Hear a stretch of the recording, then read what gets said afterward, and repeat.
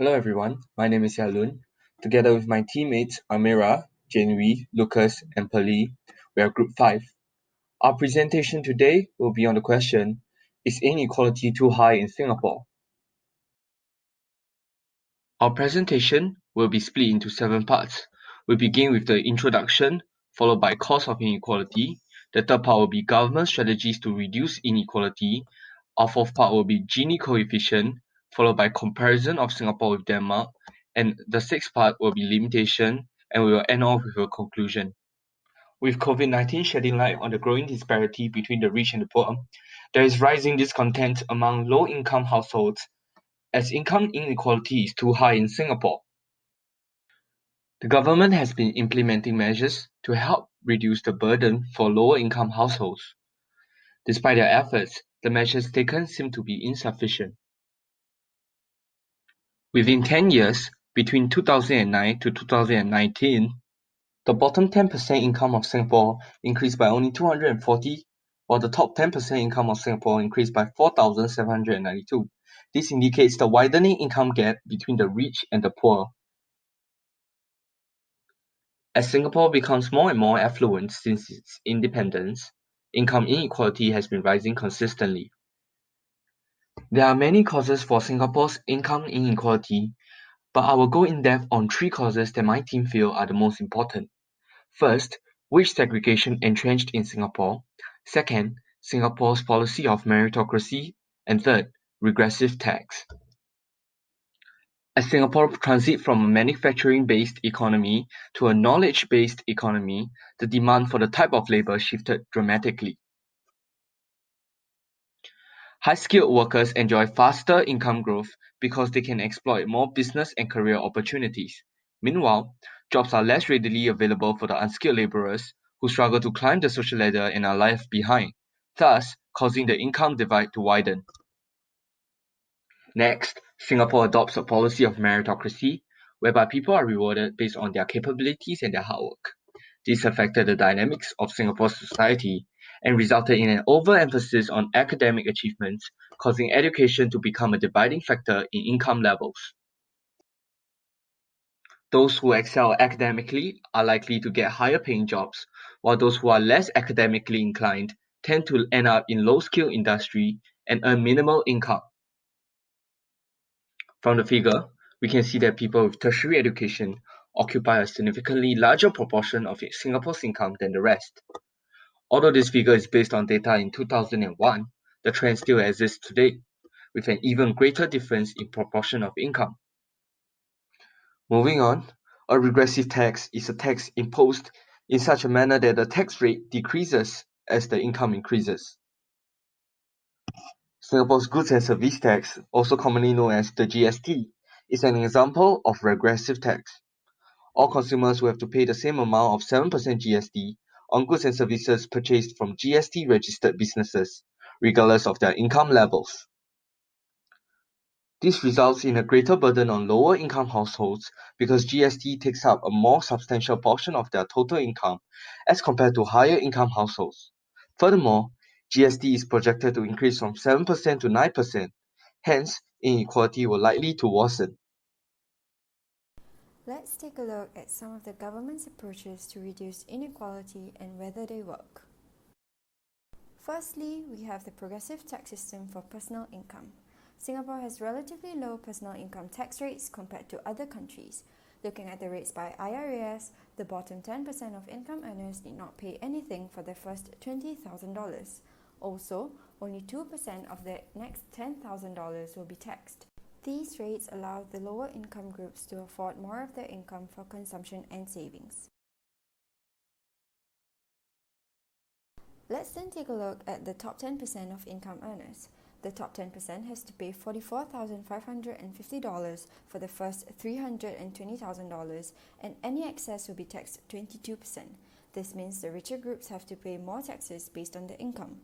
This does not take into account any exceptions such as donations or Secondly, the government provides many types of schemes and subsidies to help both the lower and middle income groups, such as welfare distribution, progressive wage model, and education schemes and subsidies. The government helps families to reduce the financial burden on education fees. Primary and secondary school students are given up to $11,000 in subsidies annually.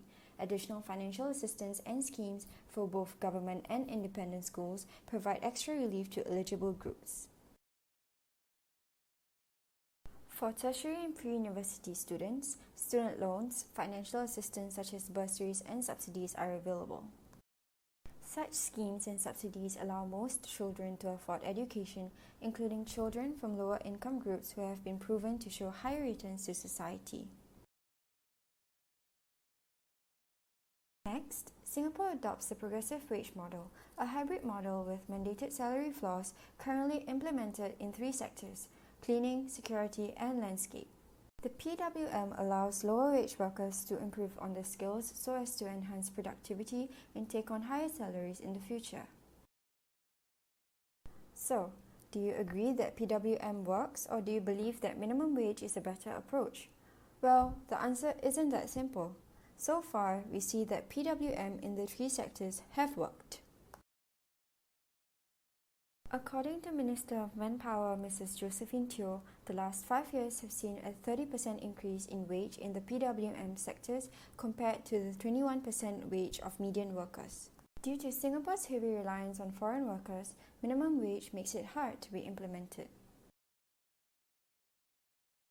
If minimum wage is set too high, it will deter employers from employing, leading to high levels of unemployment. This can be seen in the graph of a price floor. We see that with higher minimum wage, more supply of workers are available, but the demand by employers will decrease because these employers may not want to afford giving such salaries. Unlike PWM, minimum wage has no ladder, and this means the salary will never increase, lacking the incentive for workers to upskill. Singapore heavily emphasizes on meritocracy, thus the PWM shows that people start out with a minimum salary, and with better skills they will be rewarded with higher pay. An example would be the cleaning sector, where the government has guaranteed a pay rise for different positions, incentivizing people to work harder. Weighing both the pros and cons of minimum wage and PWM, the PWM would be the better choice for reducing the inequality gap, although more can be done. A good wage model essentially lasts throughout all economic cycles such as recessions and normal periods. The government has also planned to gradually expand PWM to other sectors, and by 2022, the PWM is set to be implemented in the maintenance and waste management sectors. Next, Singapore redistributes its wealth through the Workfare Income Supplement Scheme, tax rebates and vouchers. Tax rebates and reliefs are provided for taxpayers, which are usually the middle income earners. Examples would be the CPF relief when no tax is imposed for CPF contributions to encourage people to save for their retirement. The earned income relief is also available depending on age and taxable income. Workers living with parents earning less than $4,000 annually or are unemployed are given $9,000 per parent. Vouchers are also given to lower income groups to help with groceries and GST. Those living in smaller HDBs are usually given extra. The workfare schemes are usually given through cash payments and CPF contributions to help the lower and middle income groups to save, and to also help those affected during crises like the pandemic. Thanks, Amira, for sharing. But the question now is, if Singapore and its government are really doing enough to close the income gap among Singaporeans, since income inequality continues to exist. To determine the amount of income inequality in Singapore, we must first look at the Gini coefficient. This is used to represent the income inequality or wealth inequality within a nation or any other group of people. The coefficient measures the inequality among the values of 0 to 1. A Gini coefficient of 0 expresses perfect equality where everyone has the same income. A Gini coefficient of 1 expresses maximum inequality among the values where only one person has all the income or consumption and all others have none. To represent the Gini coefficient, we have to use the Lorenz curve. The closer the Lorenz curve is to the line of perfect equality, the less income inequality there is. On the other hand, the further the Lorenz curve is from the line of perfect equality, the higher or greater income inequality.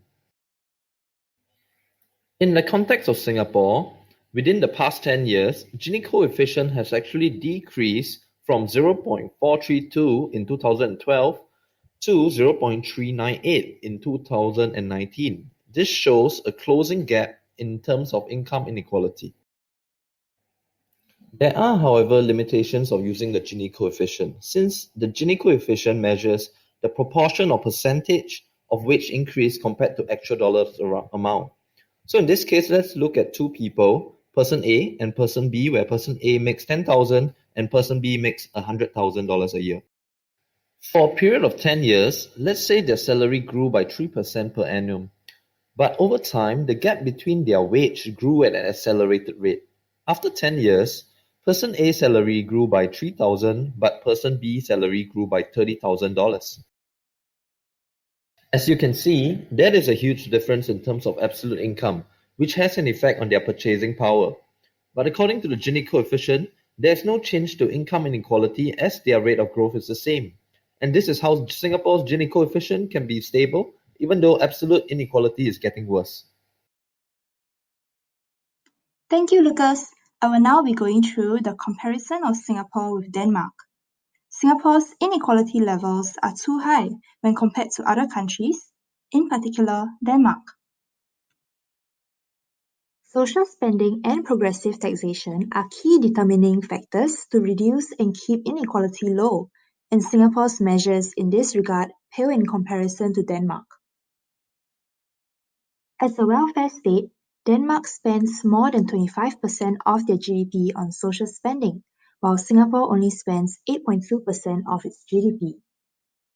Denmark's citizens are also taxed up to 56% of their income, as compared to Singaporeans' maximum income tax of 22%. However, in return, Denmark provides an abundant amount of welfare benefits to its citizens, such as free healthcare and education, which further reduces the burden for lower-income households. In 2018, Denmark's Gini coefficient of 0.256 is lower as compared to Singapore's at 0.458, showing that Denmark's income distribution is more evenly distributed than Singapore's. According to the Pearson Economics textbook, countries with higher levels of GDP per capita report higher levels of life satisfaction. However, Denmark has a lower GDP per capita as compared to Singapore, yet their citizens are a lot happier than ours, ranking second in the World Happiness Report. This is because Denmark's government redistributes more income, giving out more transfer payments to their citizens, hence providing them with a higher quality of life. Contrarily, Singapore has kept taxes low and focused more on supporting the lower income groups rather than providing lots of support to all income groups equally.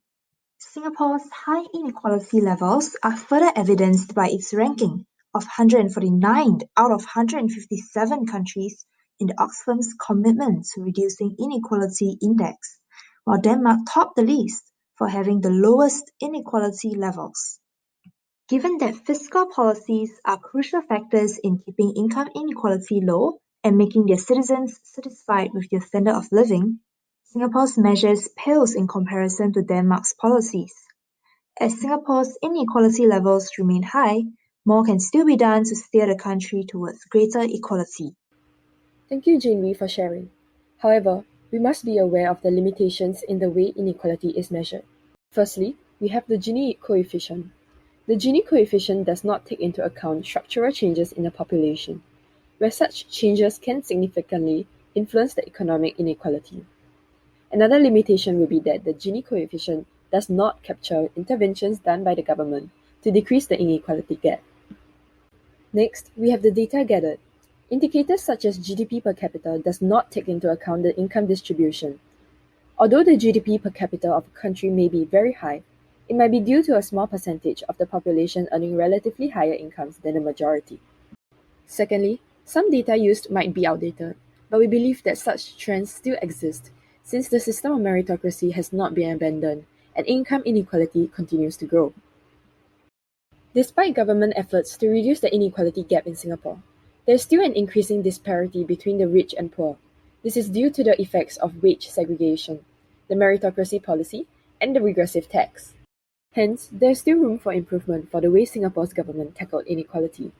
Perhaps we could learn more from Denmark and make structural changes. in order to achieve a more equal and happier Singapore. Thank you for listening.